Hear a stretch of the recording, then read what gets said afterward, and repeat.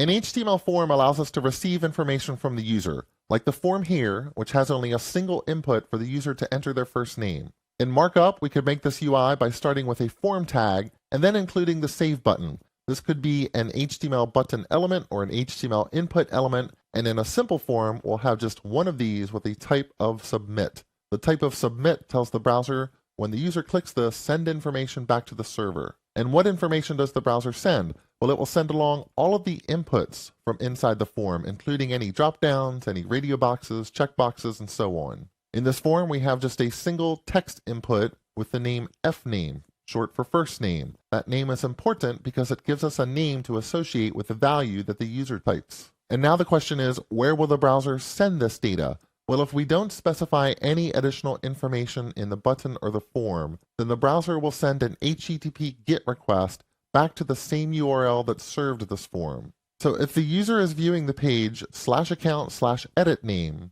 submitting this form will send a GET request back to /account/edit name. One way to change this destination is to add an action attribute to the form. So this form would send a GET request to /update.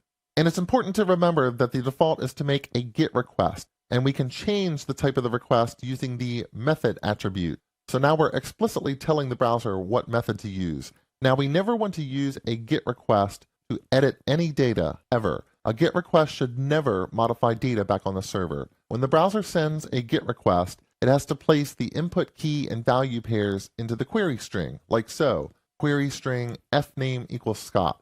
So I've typed Scott into that input box. The nice thing about this is that the user can bookmark this URL and return to this page with that parameter at any time.